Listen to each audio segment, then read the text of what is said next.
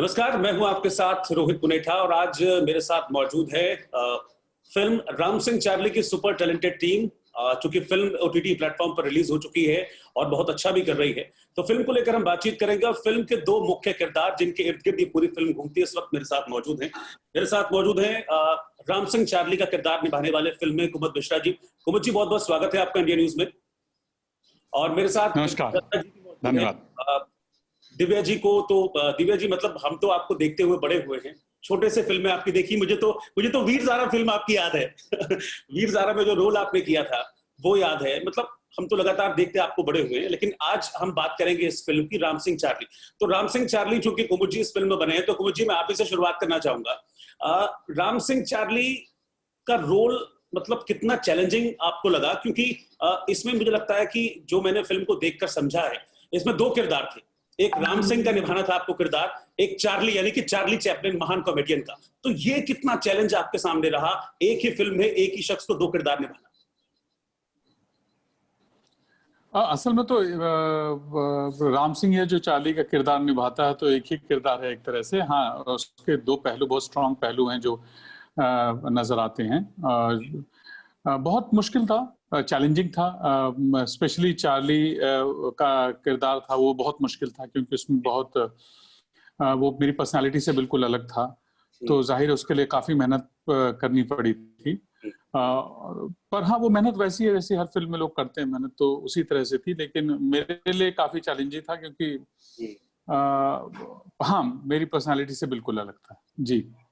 नहीं, लेकिन आपको लगा जब रोल आपको ऑफर हुआ इस फिल्म का कि इसमें आपको एक ऐसा किरदार निभाना पड़ेगा जो बहुत चैलेंजिंग हो सकता है, आपको क्या फर्स्ट थॉट उस समय दिमाग में आया जब फिल्म आपको ऑफर हुई थी? क्योंकि फिल्म में चार्ली चैपलिन को किरदार को निभाने के लिए चार्ली चैपलिन को समझना बहुत जरूरी है। जी जी जी जी।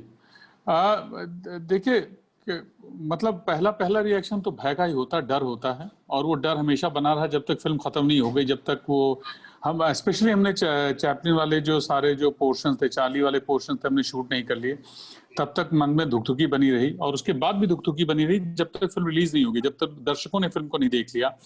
और जब हमने ट्रायल्स किए थे और वहां पे जब लोगों ने इस पे सवाल नहीं उठाया कि ये मतलब उसको अलग से नहीं देखा कि अरे यार ये जो किरदार था ये असल में वर्क नहीं कर रहा, क्योंकि अगर चार्ली का किरदार वर्क नहीं करता लोगों को, तो वो फिल्म का वर्क करना थोड़ा मुश्किल हो जाता है। क्योंकि उसका केंद्र बिंदु वही था जो फिल्म को जोड़े हुए था। तो हाँ, वो बहुत जरूर मेरे लिए बहुत मुश्किल था और मैं बहुत डरा हुआ था। पर हाँ, जब फिल्म रिलीज हुई और लोगों की जो प्रतिक्रिया आ रही है, वो मन को थोड़ा सा एक बल दे रही है, हिम्मत दे रही है और अच्छा लग रहा है। आज के दौर में टीवी, मोबाइल फोन्स, इन सब चीजों ने सर्कस को रिप्लेस कर दिया है। द सर्कस इज डाइंग, इसलिए हम सर्कस को बंद करने वाले हैं। मैं जानता हूँ सर्कस की आपको कोई जरूरत नहीं है, पर मेरी तो जिंदगी है। आगे का लाइफ इतना आसान नहीं है, बाहर इससे बड़ा सर्कस है। दिव्या जी, इस फिल्म में जो मैंने देखा, आपका रोल, डायलॉग्स मतलब बहुत कम इस फिल्म में आपके हैं, लेकिन जो एक्सप्रेशंस इस फिल्म में रहे हैं आपके, वो मतलब काबिले तारीफ हैं। कहते हैं ना कि आंखों से सब कुछ कह देना, उसमें सबसे बड़ी अदाकारी होती है। तो कैसे एंजॉय किया आपने इसको? मैंने इस फिल्म को बहुत ज्यादा एंजॉय किया। मुझे लगता है बहुत ये मेरे लिए बहुत खास फिल्म रहेगी हमेशा। जो एक्सपीरियंसेस इस फिल्म के जरिए मुझे मिले हैं, चाहे अपने आप को दोबारा जानने का मौका मिला हो, चाहे एक बहुत बेहतरीन कलाकार के साथ काम करने का मौका मिला हो, और कुमुद जो है वो बेहतरीन कलाकार तो है ही, बहुत ही प्यारे इंसान भी है। So I think it adds to the entire thing. आपकी मदद हो जाती है एक्टिंग करने में। और सो मेरे लिए ये एकदम मुख्तलिफ रोल था, और जिसे आसान बना दिया मेरे डायरेक्टर ने, कुमुद ने और सब आस-पास टीम ने। और आई थिंक साइलेंट मोमेंट्स, जैसा आपने कहा, आसान नहीं होता, लेकिन जब ये सब चीजें साथ हों आपके, तो it becomes like a joy ride. तू एक काम कर, निकल यहाँ से। तो तुम पैसे कमाओगे, हम लायक नहीं रहे। अब हीरो है हमारे। क्या चाहती हैं? हम लोगों के पास काम के लिए भीख मांगे, गिड़गिड़ाएं? चार्ली हम हमें काम दे दीजिए, हम चाहते हैं काम दे दीजिए हमें। हम बस इतना जानते हैं कि आप तो पैदा ही सर्कस में परफॉर्म करने के लिए हुए। अच्छा कुमुद जी, मैं एक चीज आपसे जानना चाहूंगा।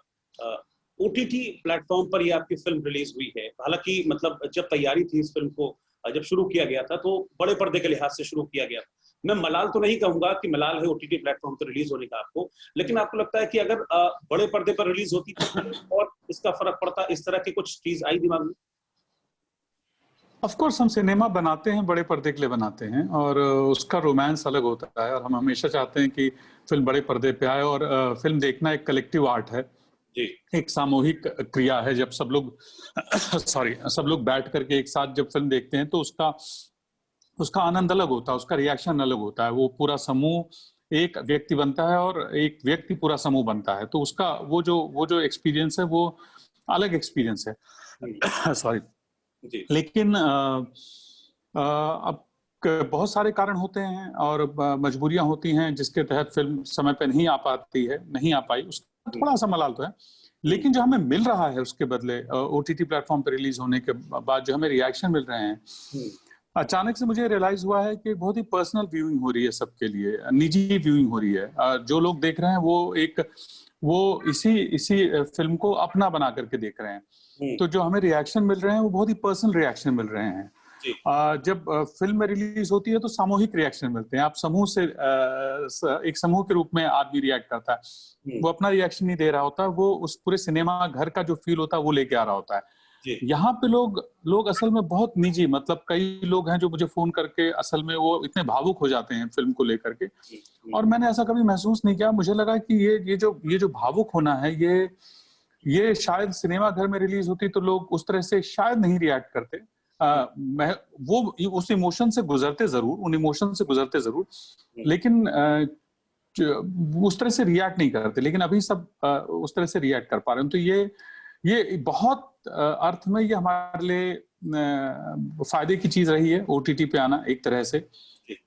उसका मलाल तो है ही, ऑफ कोर्स सिनेमा घर में ना आने का मलाल तो थोड़ा सा रहेगा ही, क्योंकि सिनेमा बनाया ही उसके लिए जाता है। जी। अच्छा दिव्या जी, एक चीज मैं आपसे इसी से रिलेटेड और जानना चाहूंगा, क्योंकि देखिए आजकल का जो सिनेमा है बहुत ज्यादा कमर्शियल है, और ये देखा जाता है कि मतलब जो कंटेंट ड्रिवन फिल्में होती हैं वो कहीं ना कहीं जो कमर्शियल सिनेमा है उससे कहीं ना कहीं मात खा जाती है। तो ये एक नया जो चेंज हुआ है अभी कोविड की वजह से, ओटीटी प्लेटफॉर्म्स जो है उसको बहुत सारे दर्शक मिले हैं अभी, तो आपको लगता है कि ये जो चेंज है ये कम से कम उन फिल्मों के लिए बहुत अच्छा रहेगा जो कंटेंट ड्रिवन है? मुझे लगता है राजीव के जो ओटीटी प्लेटफॉर्म है उसने कहीं ना कहीं एक बहुत डेमोक्रेटिक तरीका इख्तियार कर लिया है सब फिल्मों के लिए, छोटी बड़ी जैसी भी हो। सब फिल्में एक साथ लोगों के पास सौंप दी गई हैं और जिन्हें जो पसंद है वो देख सकते हैं। तो ऐसा नहीं है कि एक बड़ी फिल्म को बड़े सितारों के साथ आपने 10 शोज दे दिए हैं और एक छोटी यट खूबसूरत फिल्म को एक शो मिला है। तो वो जो एक कहीं ना कहीं हमारे साथ बायस हो जाता है वो नहीं है इस प्लेटफॉर्म पर। सबको वही प्लेटफॉर्म मिला है और जिसको जो वक्त मिलता है, जब मिलता है, जिसके साथ देखनी है वो देखने का फ्रीडम है। तो मुझे लगता है बहुत कमाल की बात है and it's kind of equalised everyone. मुझे लगता है कि इससे शायद एक फायदा ये भी होगा कि एक तो ये देखा जाता है कि कमर्शियल सिनेमा में क्या पैसा खूब है, आप जितने मर्जी स्क्रीन खरीद लीजिए, जितने मर्जी स्क्रीन पे फिल्म को रिलीज कर दीजिए, और उससे कहीं ना कहीं मुझे लगता है कि जो करोड़ी क्लब वाली रेस होता है ना कि 100 करोड़ी, 2 करोड़ी, 200 करोड़ी, 400 करोड़ी, कहीं ना कहीं उससे एक रेस कम होगी और कंटेंट ड्रिवन फिल्में जो है वो शायद व्यूअर को ज्यादा देखने को मिलेगी। Exactly, that's what I'm trying to say कि अब जितना कंटेंट है, जितने लोगों की चॉइस है, अगर आप OTT प्लेटफॉर्म्स देखें तो जो बेइंतहा टैलेंटेड एक्टर्स हैं जिन्हें आप ज्यादा नहीं भी देख पाते हैं, उन्हें आप वेब सीरीज में देख रहे हैं, they are the face of the show and people are loving it. So it's very heartening कि ये वाला जो एक चला है मुहिम वो बड़े पर्दे पर भी जल्दी रिफ्लेक्ट होना चाहिए, जहां पर ये चीज निकल जाए कि मुझे लगता है कमर्शियलिज्म हम ही लोग कहीं ना कहीं शुरू करते हैं कि इधर का हीरो कौन है, इधर का ये क्या है। Ultimately it's the content, it's the performance. Look at the love this film is getting, Ram Singh Charlie, and I think ये क्योंकि सबके साथ बाकी बड़ी फिल्मों के साथ भी आई है और इसे इतना ज्यादा प्यार मिल रहा है। So it shows that content, that quality, that good performances are liked and I do hope this reflects on the bigger screen very soon as well. मुझे आपने जो आपका अभी तक का करियर रहा है, आपने बहुत सारे सीरीज में काम किया, बहुत सारी फिल्मों में आप काम कर चुके हैं, क्या आपको लगता है कि अभी तक का जो आपने सिनेमा किया है या जो थिएटर किया है या मूवीज जो की है, उसमें लगता है कि राम सिंह चार्ली का किरदार मतलब आपके दिल के कितना करीब है? वैसे तो एक कलाकार का हर किरदार उसके दिल के करीब होता है, लेकिन आपको लगता है कि ये कुछ अलग है, कुछ कहते हैं ना स्पेशल चाइल्ड, ज्यादा प्यारा बच्चा है, ऐसा कुछ है? आप पता नहीं, मुझे उस तरह से डिफाइन मैं करना चाहूंगा कि नहीं करना चाहूंगा, लेकिन ये जो प्रोसेस है मेरे लिए बहुत करीब रही है। ये फिल्म बनाने की जो प्रक्रिया है वो बहुत करीब रही है। इस निर्देशक के साथ काम करना बहुत स्पेशल रहता है हमेशा।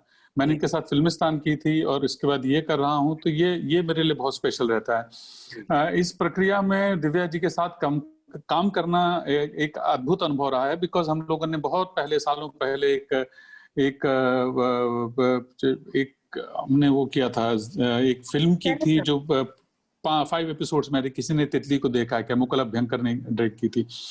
तो उसके बाद से हम ये कर रहे हैं और ये एक बहुत मतलब अद्भुत क्या कहते हैं कि यात्रा है, जहाँ पे आप एक अभिनेता से एक समय में मिले हैं, उसके बाद एक ऐसे समय में काम कर रहे हैं जहाँ आपने पूरा, जिसको कहते हैं कि पूरा युग देख लिया, एक समय का देखा है अपनी अभिनय यात्रा में, और फिर आप जब मिल रहे हैं तो एक अलग मैच्योरिटी के साथ मिल रहे हैं, एक अलग संभावना के साथ मिल रहे हैं, और वो अद्भुत है। मतलब जो मैंने एक्सपीरियंस किया इनके साथ काम करके, वो अद्भुत है।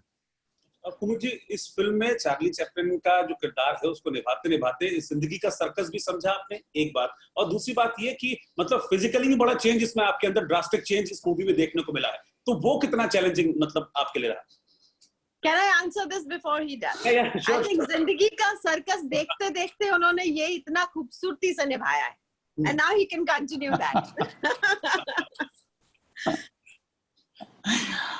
दिव्या जी ने जो कहा अद्भुत का, मतलब अब मैं इसका आई डोंट नो, मतलब मुझे मैं क्या जवाब दूंगा, मतलब सॉरी मैं जवाब ही भूल गया दिव्या। नहीं बहुत सही, मतलब उन्होंने दिव्या जी ने जो कहा वो बिल्कुल करेक्ट कहा कि अच्छा मैं सवाल भूल चुका हूँ बाय द वे। हाँ, तो मेरे जैसे हैं। हाँ, बात मेरा ये था कि चार्ली चैपलिन का रोल करते करते जिंदगी का सर्कस समझा आपने कुछ? नहीं, जो दिव्या जी ने कहा वो है असल में है कि आप जिंदगी का जो सर्कस है जो आप जी रहे हैं, वो सारे जो अनुभव आपके होते हैं, वो सारे अनुभव आपके काम में रिफ्लेक्ट करते हैं और उस काम का हिस्सा बनते हैं। तो जो जीवन आप जी रहे हैं, अगर आप उस जीवन को का अनुभव जो है वो आपके काम में रिफ्लेक्ट करता है जी। तो और जब आप फिल्म की प्रक्रिया में होते हैं, प्रोसेस में होते हैं, तो उससे बहुत कुछ आप ले रहे होते हैं, उस चरित्र से आप बहुत कुछ ले रहे होते हैं। अब ये डिफाइन कर पाना बड़ा मुश्किल है कि आपने जीवन से क्या लेकर के उसमें डाला है और चरित्र से क्या लिया अपने जीवन में। बहुत ही बारीक लाइन है, लेकिन अद्भुत प्रोसेस होती है। अभिनय का यही मजा है, मतलब यही मजा है कि जहाँ पे आप बहुत सारी चीजें डिफाइन नहीं कर सकते और डिफाइन करना भी नहीं चाहते कई बार, क्योंकि अगर आप डिफाइन करने लग जाएंगे तो फिर तो ग्रामर है और ग्रामर की जरूरत भी है और कई बार ग्रामर से भागना भी चाहिए। जी। अच्छा दिव्या जी, कोई भी फिल्म जब शूट होती है तो उसमें बहुत सारी चीजें होती हैं पर्दे के पीछे जो बड़ी फनी होती हैं, और इस फिल्म में तो फनी एलिमेंट भी है कुछ, इस फिल्म में देखिए जिंदगी की सच्चाई भी है और फन एलिमेंट भी है, तो कुछ ऐसा जो आप शेयर करना चाहें कि पर्दे के पीछे कुछ ऐसा रहा? यार मुझे कुछ फनी तो नहीं याद है, मेरे लिए ये जर्नी बड़ी इमोशनल रही है राजीव, और क्योंकि हर तरीके से जो जितने भी सीन्स मेरे हैं इस फिल्म में वो ज्यादातर इमोशनल हैं, और क्योंकि हम इस सेट पर घुसे तो उस एक जहनियत के साथ घुसे कि ये वही आपका मेंटल सेटअप है। एंड लेकिन यस, क्योंकि आप दोस्तों के साथ हैं और मस्ती मजाक चलता है और जहाँ शारिब हो कुमुद हो साथ में, तो एक अलग मस्ती माहौल का मजाक बनता है। तो हंसते खेलते हमने ये फिल्म के इमोशनल सीन्स भी शूट किए, and so I will remember it as a very pleasant, as a very happy experience. But shoot के दौरान ऐसा मुझे लगता है हम लोग बहुत फट सब काम में इतने ज्यादा थे कि I think it's just a joy remembering each moment of shooting it. कुछ मस्ती मुझे तो नहीं याद आ रही, कुमुद आपको याद आ रही है? मेरी तो याददाश्त वैसे ही गई हुई है। अच्छा दिव्या, मैं एक चीज आपसे और जानना चाहूंगा, हालांकि नितिन भी हमारे साथ जुड़ने वाले थे लेकिन किसी वजह से वो नहीं अभी जुड़ पाए, तो मैं ये जानना चाहूंगा कि नितिन एज ए डायरेक्टर मैं अगर देखूं तो किस तरह के, बहुत स्ट्रिक्ट डायरेक्टर हैं या आजादी देते हैं अपने साथ काम करने वाले एक्टर्स को? देखिए, मैं डायरेक्टर्स को 2 श्रेणियों में डिवाइड करती हूँ। एक वो जो एग्जाम्पल्स को सेट करते हैं और दूसरे वो एग्जाम्पल्स को फॉलो करते हैं। तो नितिन जो है वो उस कैटेगरी में आते हैं जो एग्जाम्पल सेट करते हैं, और वो एक एक्टर को इसलिए लेते हैं क्योंकि वो उसे अपनी नजर से देख रहे हैं, इसलिए नहीं ले रहे हैं कि वो पिछली फिल्म में बहुत कमाल कर गया या वैसा रोल किया। So he does not copy somebody's success. He takes you for what his vision is, and that I think is exemplary. ऐसा बहुत कम होता है कि किसी में इतने गट्स हो, इतना परसेप्शन हो, आपको एक अलग तरीके से परसीव करने का, और वो उनमें है। और एक कमाल की क्लैरिटी है कि एक जो आप फिल्म जब अगर आपने देखी है तो एक टोन है उस फिल्म की जहां सब उस सुर को पकड़ कर चल रहे हैं, जैसे गाना होता है। अगर मैं अलग सुर पकड़ लूंगी तो मैं कोरस से अलग हो जाऊंगी। तो ये जो क्या है, उनको सबको एक टोन देना कि ये हमारा सुर है फिल्म का, उससे नहीं हिलना, बाकी तुम्हें फ्रीडम है। एंड सो अपनी वो बाउंड्री को हम पार नहीं ना करके, जानते हुए कि डायरेक्टर को क्या चाहिए और वो सुर मिलते हुए, सो आई थिंक आपके लिए वो बहुत आसान हो जाता है।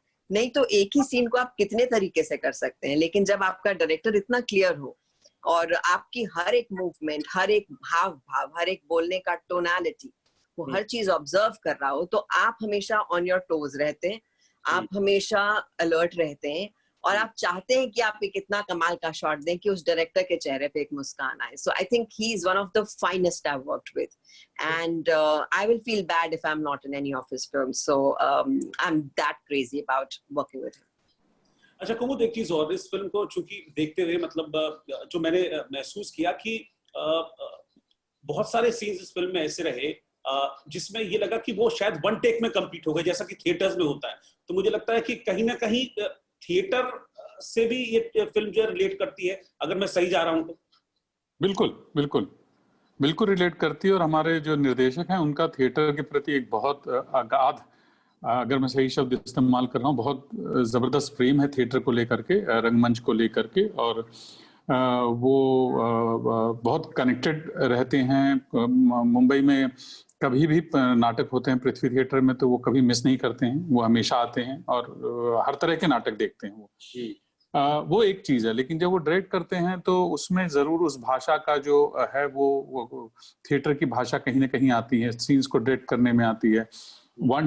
अगर एक सीन को बिना कट किए अगर उसको शूट कर लेते हैं तो वो भी कहीं वहीं से लेके आते हैं, और वो परफॉर्मेंस के बीच में वो अगर उनको लग रहा है सीन सही जा रहा है तो उसको फिर वो काटना नहीं चाहते, वो उसके फ्लो को तोड़ना नहीं चाहते हैं। तो कई बार ऐसा हुआ है जहाँ पे उन्होंने चलने दिया है, उन्होंने रोका नहीं है और फिर उसको वैसे का वैसा ही रखा है। तो जी, उसका प्रभाव तो है। अच्छा दिव्या, अभी चूंकि आप दोनों बॉलीवुड का हिस्सा हैं, बॉलीवुड का पार्ट है, तो आजकल कुछ कंट्रोवर्सीज भी बॉलीवुड में हम बहुत देखने को मिल रहे हैं। इनसाइडर आउटसाइडर आजकल बहुत चल रहा है बॉलीवुड में, और खासतौर पर अभी जो एक ट्रेजेडी हुई कुछ वक्त पहले, उसको देखते हुए आप लोग लंबे वक्त से बॉलीवुड का हिस्सा, इंडस्ट्री का हिस्सा है, क्या आपको लगता है कि इनसाइडर आउटसाइडर जैसी कोई जो चीज है वो एग्जिस्ट करती है और ये इफेक्ट भी करती है जो एक्टर्स जो फिल्म इंडस्ट्री से नहीं है इनिशियली, खासतौर पर उनके लिए? मुझे लगता है कि इनसाइडर आउटसाइडर हमने थोड़ा ज्यादा हाइप कर दिया है, क्योंकि ऐसा नहीं कि आउटसाइडर्स आके यहाँ पर कुछ कर नहीं पाते, बल्कि मुझे लगता है बड़ी तादाद में अपने नाम सबने स्थापित किए हैं यहाँ पर। लेकिन सिर्फ इतना होता है कि जो इनसाइडर्स हैं उन्हें यहाँ के लोग पता है, फेमिलियर है यहाँ की चीजों से। हम जब बाहर से आते हैं तो हमें एक आध साल तो लोगों को जानने में, उन तक पहुंचने में लग जाता है, और फिर वो राइट ब्रेक कैसे मिलती है वो जानने में लग जाता है, और फिर उसे पाने में लग जाता है। तो वो पहले एक ब्रेक की बात होती है मुझे लगता है, उसके बाद तो सब एक ही प्लेटफॉर्म पर है जहां पर आपको आपकी ऑडियंस देख रही है कि आप कितने अच्छे हैं, आप में कितना दम है। Ultimately that stands the test of time. Saying that, हमारी इंडस्ट्री में बहुत ज्यादा फेवरेटिज्म है, उसको आप नहीं डिक्लाइन कर सकते, ना डिनाई कर सकते हैं। और वो मतलब कुछ लोगों को आप एकदम उस पर बिठा देते हैं, you will celebrate mediocrity, and जो बहुत अच्छी चीज भी होगी उसे इसलिए आगे नहीं आने देते क्योंकि आपके वो गुड बुक्स में नहीं है। तो ये होता है। लेकिन सेइंग दैट, अल्टीमेटली जो अच्छा टैलेंट है, जो अच्छा काम है, जो अच्छी फिल्म है, जो अच्छा एक्टर है, उसे कोई नहीं रोक सकता. थोड़े से प्रॉब्लम्स आ सकते हैं, थोड़े सेटबैक्स हो सकते हैं, लेकिन ultimately it's always I think the creative thing, the excellence, the quality that stays. कुमुद जी, आप इस पर क्या सोचते हैं? इसमें मैं नेपोटिज्म भी अगर इंक्लूड कर दूं कि नेपोटिज्म को लेकर भी बहुत ज्यादा आजकल ये शब्द बहुत गूंज रहा है बॉलीवुड के गलियारों में, तो इस पर आपकी क्या राय है? क्या इस तरह का कोई आपका एक्सपीरियंस रहा है इस चीज को लेकर? नहीं, मेरा कोई एक्सपीरियंस नहीं रहा और मुझे इस पूरी बहस से ही ऐतराज है. बहस होनी चाहिए. बहस के जो टोन है, जो उसका जो हम लोग जिस सुर में बात कर रहे हैं, मुझे उससे ऐतराज है. बहस होनी चाहिए, चर्चा होनी चाहिए, किसी भी विषय पे चर्चा होनी चाहिए. दुनिया में जितने विषय हैं सब पे चर्चा होनी चाहिए और सब पे बहस होनी चाहिए, क्योंकि जब बहस होगी, चर्चा होगी तो बेहतर होंगे हम लोग. इनसाइडर आउटसाइडर वाली जो बात है वो मुझे लगता है कि आप प्रोफेशनल फील्ड में हैं, मुझे कभी ऐसा महसूस नहीं हुआ है. इंडस्ट्री सिर्फ अभिनेताओं को लेकर नहीं चलती है. इंडस्ट्री में जितने अभिनेता हैं उससे कई गुना ज्यादा टेक्निकल उसमें काम करते हैं. हम कैमरा को भूल जाते हैं, हम स्पॉट को भूल जाते हैं, हम लाइट्स को भूल जाते हैं, हम मेकअप भूल जाते हैं. हजारों लाखों की तादाद में लोग काम कर रहे हैं. जब आप उनसे चर्चा करिए तब आप बात कीजिए कि इनसाइडर आउटसाइड क्या होता है. इनसाइडर आउटसाइडर हम सिर्फ इसलिए बात कर रहे हैं अपने बारे में क्योंकि हम पर्दे पे आ रहे हैं, लेकिन जिन लाखों लोगों की रोजी रोटी चल रही है इस इंडस्ट्री से, उनको हम इस बहस का हिस्सा बनाए तो फिर पता चले कि कितने इनसाइडर कितने आउटसाइडर हैं. सब बाहर से आके सब रोजी रोटी कमा रहे हैं, हम कमा रहे हैं. और प्रोफेशनल फील्ड है. देयर आर सो मेनी, ये टर्म ही मुझे पसंद नहीं है असल में, इनसाइड आउटसाइड. सब प्रोफेशनल फील्ड, लोग आते हैं, काम करते हैं और पैसा कमाते हैं, नाम कमाते हैं. ये बहस तो मेरे लिए तो खैर बहुत जायज बहस नहीं है. सिर्फ एक सवाल आखिर में कुमुद जी आपसे एक सवाल लेना चाहूंगा. राम सिंह चार्ली के मुंह से सुनना चाहूंगा, राम सिंह चार्ली की यूएसपी क्या है दर्शकों के लिए? दर्शक ही बता रहे हैं यूएसपी. तो मतलब मेरे पास तो असल में शब्द नहीं है. जिस तरह से दर्शक रिएक्ट कर रहे हैं, जिस तरह से सिनेमा को लेके दर्शक जो लिख रहे हैं, जो रिव्यूज आ रहे हैं, वो मैंने इतने सालों में इस तरह का प्रेम तो मैंने असल में पहली बार देखा है. मतलब शायद मेरी फिल्म है इसलिए मैं ऐसा बोल रहा हूँ, महसूस कर पा रहा हूँ, लेकिन मैंने भी महसूस किया है. या तो मेरा कहना यही है कि आप जाइए, फिल्म देखिए और आप निराश नहीं होंगे और आप 10 लोगों को 15 लोगों को कहेंगे कि जरूर फिल्म देखें. या मतलब कहने को तो बहुत कुछ कहा जाता है, पूरी किताब लिखी जा सकती है इसकी प्रक्रिया पे, पर या मुझे लगता है कि आप एक बार देख लीजिए, कोशिश कीजिए, शुरुआत कीजिए. ठीक है कुमुद जी, दिव्या जी, आप दोनों ने वक्त निकाला, बातचीत हमसे की इस फिल्म को लेकर, और हमारी तरफ से बहुत बहुत शुभकामनाएं हैं, कांग्रेचुलेशंस हैं. और ये फिल्म अच्छी चल रही है, मैंने देखी है और मैं उम्मीद करता हूँ, मैं दुआ भी करता हूँ कि फिल्म अच्छी चले और आप लोग और ऊंचाई पर पहुंचे. बहुत बहुत शुक्रिया आपका हमारे साथ. Thank you so much. शुक्रिया. आज हमें अपनी हिम्मत वापस मिली है. तुम क्या करोगे? ना सर्कस खोलेंगे सर. सर्कस में पैदा हुए हैं, बचपन से इन्हीं हाथों से तंबू गाड़े हैं. सब करेंगे हम, सब खुदाई.